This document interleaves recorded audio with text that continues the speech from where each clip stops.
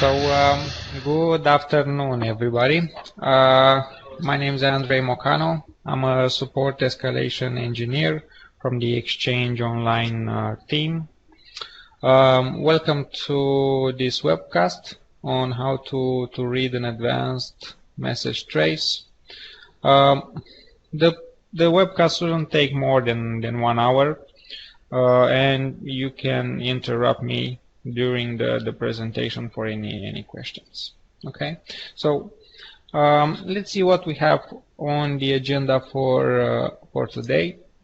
So we'll discuss about how to collect an advanced message trace, how to read it, yeah, and why do we need these advanced message traces, yeah. Right, so let's go ahead with the first topic, that is how to collect an advanced message trace. We have two possible ways to do that.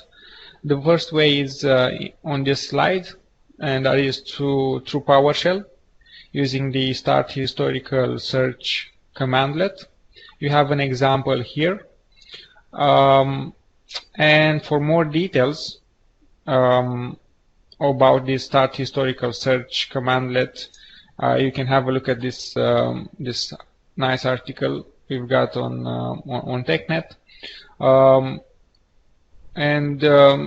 The interesting part, let's say, in this article is that you have all the attributes available and what they mean and what they are used for on this commandlet. Okay, now that's one way of getting it, through PowerShell. There's another way of getting it, and that is through the portal itself from the GUI. Yeah. So if you log in on the EAC as an admin and go to Mailflow and then message trace, you'll then get to this page. Yeah. Then the next step, you'll have to go and select a custom date range. Then go to the date range, or the date here, and select a range bigger than 7 days. Yeah, so I'll select a range, let's say 8 days. Now the reason I'm doing this is to have this checkbox available here together with the other options here, but the most important thing is this checkbox which says include message events and routing details with report. Yeah, so I'm gonna go with a smaller interval, let's say, and you will see the checkbox and the other fields disappearing. And when I'm going with a bigger interval, that is bigger than 7 days, and in my case 8 days, the checkboxes and the other fields appear. The thing is that this checkbox is mandatory in order to get a extended message trace, and this is the reason I'm doing this. Yeah, so I've checked the box. We can choose the sender and the recipient. Let's say we're going to choose emails sent from bad user to the recipient CEO, let's say. So we're doing, let's say, an investigation on what kind of emails this bad user sent to the CEO. Yeah. We'll leave the fields directions all, let's say. The title, I will leave it like this, but we can also give it a name, like investigating emails sent to CEO or anything else that to you is relevant. And then you're going to put in a notification email address where you will receive an email with the link and the fact that this this extended message trace is now available for you. Yeah, so you'll get notified through an email that the trace is done. So I'm going to type in my admin address. So you basically need an internal address here in order to work. Yeah, so when I say internal, I say a user from your organization. Yeah, so admin at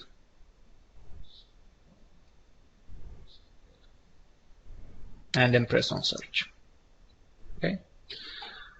Right, so at this point, the commandlet So behind the scene, it actually ran the same command, let's start historical search. But basically, the action went, or the request went to the server, and it will be processed, I don't know, maybe in a couple of hours, let's say.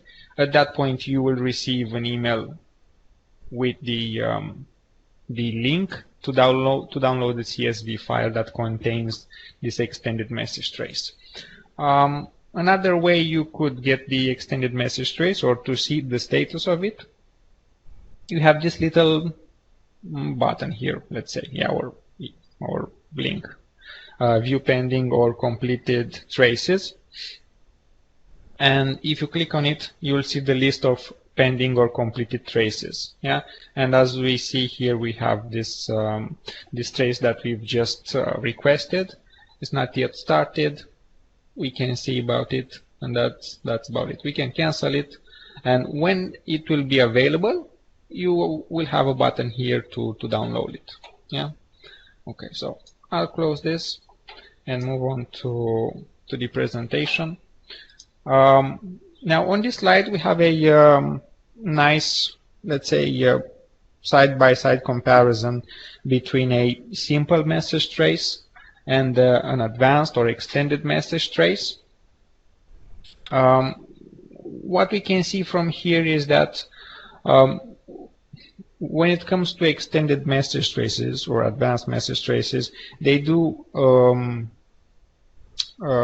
let's say consume some resources from the data center, and therefore there's a limit on how many you could run daily, and that is you can maximally, or you can run as much as 15 extended message traces per tenant per day. Yeah, and when it comes to basic or simple message traces, there is no actual limit. We only call them reasonable limits, let's say. Yeah. Now, what about the size of an extended message trace compared to a simple message trace? Now, a simple message trace can contain up to 500 lines, and an advanced message trace can contain up to 5,000 lines, or 5 megabytes, the size of the CSV generated. Yeah, so the CSV file which is generated can't be bigger than 5 megabytes. All right, and the other details which you've got here, which are, let's say, interesting. Okay, so moving forward with this, I want to talk about how do we read this advanced message traces, and for this I'm gonna take an example I have here.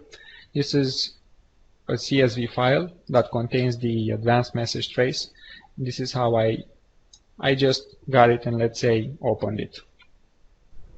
And what I do for the first time, I go into the first cell here, and then I sort by the time and date, and then auto filter it. Okay. The reason why I'm sorting is to have the events appear in chronological order when it first touched our servers, and the last one should be potentially when it was delivered, and if there are any other events after it was delivered, the message. Okay. And the reason for filtering it is to maybe we have some additional messages in the trace, so it's not only one message. Maybe it contains 100 messages, maybe, and then we auto filter it in case we want to show only one particular message ID. In this example, I have only one message ID, and we can see it here. Great. So once we sort it and filter the file, then I'll take a look at the event ID column, for any interesting event ID types or event types. Yeah, and I first take a look at. So first thing that comes to mind is this guy here, the fail event. This tells me that something went wrong and the message wasn't delivered. Then the deliver event tells me that definitely the message was delivered to the mailbox. So where I'm going with this is that we can't know all of these events by heart, or maybe we do. But if we don't, then we have an article that describes what they all mean, and this is the article. And I think I've got it. Yeah, I've got it in the presentation as well in the deck. And basically, all of these events are described here, in case we don't know what they mean. Yeah. So drop, for instance, defer, expand, HA discard, and so on. Yeah. All of these events are described what they mean. Great. So let's see what else we can find out from this extended message trace. So let's go to the last column here, which is the custom data column. Yeah, and this is another thing that it's interesting and we should be looking at in an advanced message trace. And I'm referring to this particular cell that contains the S colon AMA text, let's say. So it begins with this. Yeah. So if I'm going to select, I'm going to select all this stuff over here, and I'll put it in a Word file or notepad, and I've already done this and colored them just maybe to see them better. And the reason I'm doing this is because it contains some interesting events that happened with the that occurred on this particular message. Yeah. So what I'm referring to is this information, and if I'm gonna go back to the slide for a bit, we'll see that I'm talking about the anti-malware agent, the spam filter agent, and the transport rule agent. Okay. Now the anti-malware agent is the agent that scans the message or the attachments that are inside the message for any malware, yeah, or any signs of malware. And in this section we can see what actions this anti-malware agent has done. Okay. We also have an article on this because maybe we don't know all of these events by heart. Yeah, so we have an article that that describes them, and I also pasted the URL to the article in the slide deck. And if we go to the anti-malware agent section, we can see that V equals 1 means that it has actually found a virus in the attachment. If it would have been V equals 0, then there was no virus. So V equals 1, there's a virus. Action. What action has this anti-malware agent did on that particular attachment? And action equals R, it means it was replaced. So the attachment was replaced. Another interesting information we can find here is that the name of the agent that has scanned or found this particular virus, the signature or the version of the definitions of that anti-malware agent. Okay, Victor, I'm going to zoom a bit. Is that better? Cool. So we can see the version of the definitions, and we can also actually see the name of the virus that was found in the attachment and the file that contained that virus. Okay. Now, this is the anti-malware agent, and this is what AMA stands for. Now, the other stuff, or the other section, is the transport rule agent. This is what TRA means or stands for.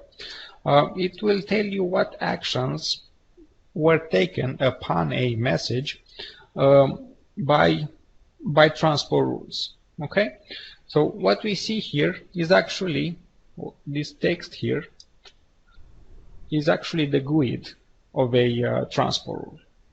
Yeah. This doesn't necessarily mean that these transport rules have done something to the email. Yeah, they just went through those rules, but no actions have been taken upon them. Okay. If you want to be sure that a particular transport rule has done something to an email, you should be looking for the word action equals and the value. Yeah, and let's see I think we have an example here in the article. Transport rule agent. There it is. Yeah, this is what they mean. Yeah, this is the same thing is described here, that it's followed by the GUIDs, and action equals and what action was done on that particular email. And I think we've got an example here. Yeah, there we go. We have the action to apply a disclaimer. If we do not see the action equal followed by that particular action, then the transport rule didn't do anything to the email. Yeah, but if we see it, then yes, it did that particular thing to the email, and we know what transport rule affected by taking a look at the GUID. Good. Now let's take a look what's next on this field. The next section is the spam filter agent. This is what SFA stands for. This information can also be seen in the header of an email. And you may be familiar with I don't know, headers like SCL or I don't know. Yeah, SCL may be the most important thing that comes to mind, but yeah, they are described also here in this section with the transport with the spam filter agent. Yeah, so for instance, the I equal SQ means that the message was quarantined. Okay, let's see what do I have here. The I equals nothing. That means it didn't take any action on it. Or H equals and the name of the server. It means what server sent this email. Yeah. So again, this is these are the actions taken by the spam filter agent, which marks an email with spam or not spam and stuff like that. Okay. Let's see. I think we've got a question. What if a transport rule has two actions on an email? If a transport rule has two actions on an email, I think we're gonna see both of those actions in the events here. Yeah, in the logs. I'm not 100% sure, but I think yes. I mean, there is no reason for the log not to show the two actions. So most likely, yeah, we'll see the two actions in the logs. Does that answer your question, Christina? Yes, thank you. Great, thanks. So another thing interesting that can be seen from an advanced message trace is this section here, and it can be found in the I think the F column in the extended message trace. Yeah, F column. The source context column is this guy here. And what does it mean is that we have the GUID of the mailbox that sent the message. We have the GUID of the mailbox database where the mailbox sending the message was being active on. Okay, we have the class of the message that was sent. For instance, we know that IPM.node stands for a message, an email. Yeah, so this is a regular email, IPM node. So we know that an email was sent. And another interesting thing is that we know what kind of client sent out this email. And MOMT stands for Outlook. So we know that Outlook was used to send this email at this time and date from this particular mailbox on this particular database. Yeah, and we know this information from the advanced message trace. Let's see, I think we've got another question. This means that both rules have actioned on that message. That is why we have one transport will stop processing more rules. Okay, I think it was an answer to the previous question. Okay, that's as well. Thanks. Okay, so moving forward. All right. Okay. Right. So, is this clear so far? Are there any other questions before I continue? Okay. No. If there are, then I'll continue with the, let's say, the scenario part. So what I like to or actually, I remember that I wanted to show you something before going to into the scenarios, because I've recently seen an article, and I'm talking about this article, and I'll paste it in the as well. Okay, so this is a nice or very quick way of parsing or looking through the S column AMA section or cell or field, let's say, and we're going to use Notepad++ for that. Yeah. So what do we need to do is we basically go to the cell. Yep, that's the cell. We select all the text, copy, we'll paste it in Notepad++, and at this point we only have one line of text. Okay, and maybe it's not that easy to go through, but using this quick trick, yeah, so we're going to do replace, and we want to replace semicolon with \n, and then make sure you choose the extended here, because I think by default is normal, but we'll choose extended. \n stands for new line. Okay, so we're going to replace all semicolon with a new line, and then we do replace all. There we go. So we have everything on one line, and it's more easier to go through. Okay, now we've got the anti-malware agent doing its stuff. We've got the transport rule agent doing its stuff, and then I think we should be seeing the spam filter agent somewhere in here as well. I think that's the guy. Yeah. Okay, so we easily separated them. Okay, right. Okay, so let's move forward on the scenario stuff now.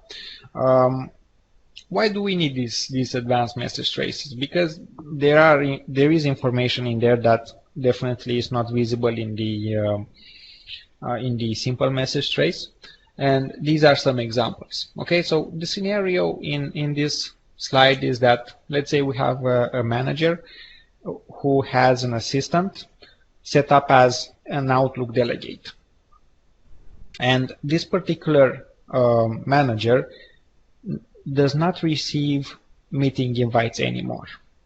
He can receive simple messages, simple emails, but he never receives meeting invites. Okay, so now doing an investigation and doing or getting an extended message trace, you will see this event here. You will see that those meeting invites get dropped. Okay, and the reason for is that message is deleted by mailbox rules. What could it mean? Yeah, it means that this option was chosen from the manager's Outlook delegates section.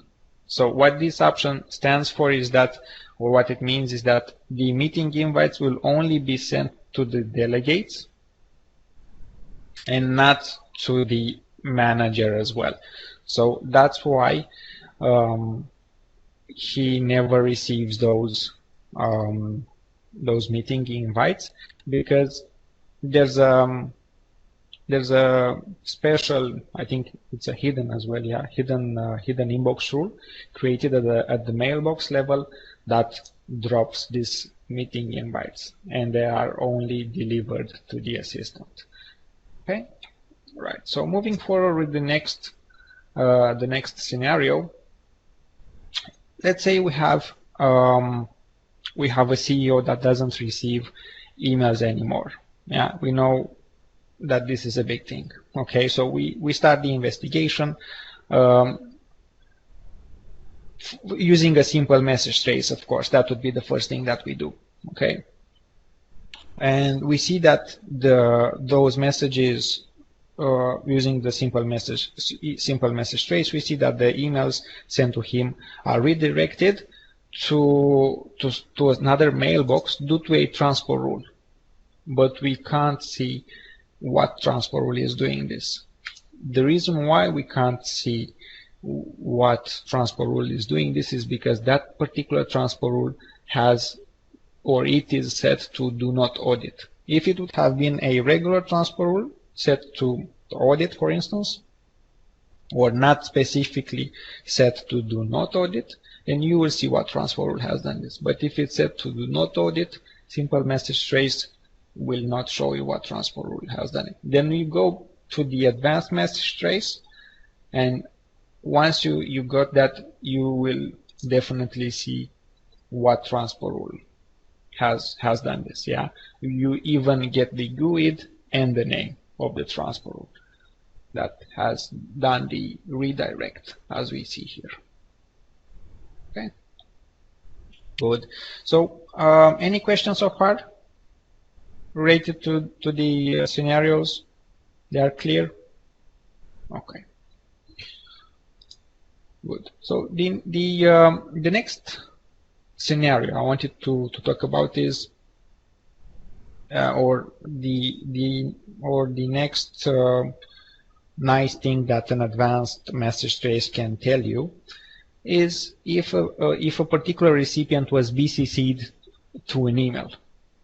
Yeah, you can't see that in the body of the message. You can't see that. You can see that in a simple message trace, but you can't definitely know that it was BCC'd. So all the simple message trace shows you is that the message was delivered indeed to that extra person. Let's call it bad person, okay, or bad user. Yeah, but it doesn't show you how come that email got there.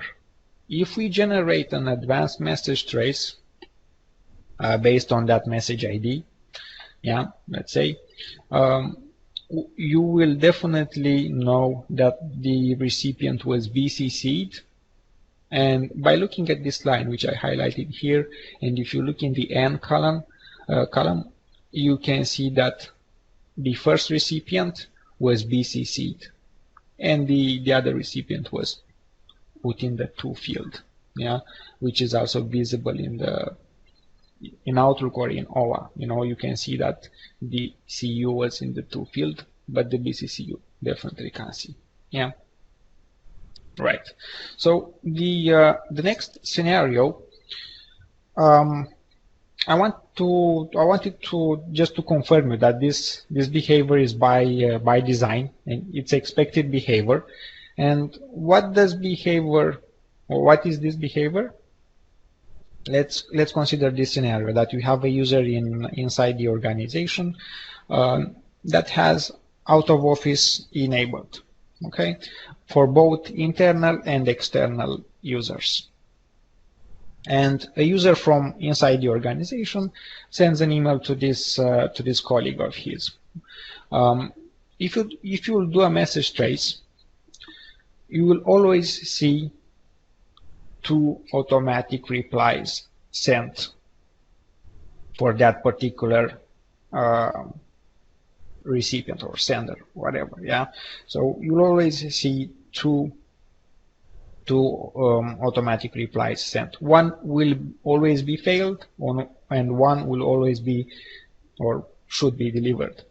But why do we see 2 of them and one is failed and one is delivered?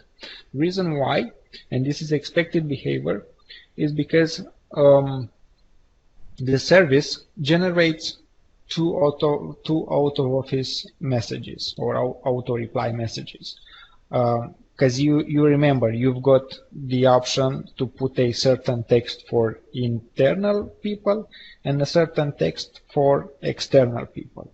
And if you have enabled to reply to both internal and external people, you will have 2 replies generated. One will be failed and one delivered. But why?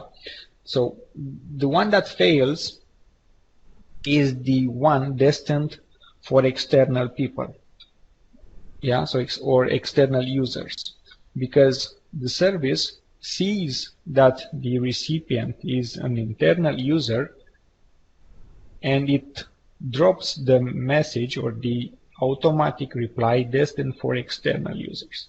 So the user will only, at the end of the day, the user will only get the message destined for internal users, and the one destined for external users will get dropped. So yeah, I just wanted to just clarify that this is expected behavior. Right. So that's it from me. If you have any questions or feedback, I'm ready for them.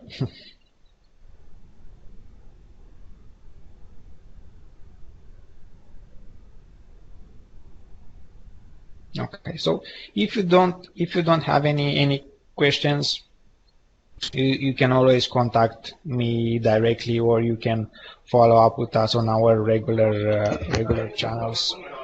And yeah, we will post the the registration on channel 9, and yeah, you can go there and revisit it at any time or contact directly us. great. So thanks, Razvan. All right, well, thank you again, everybody, and see you again on our next webcast.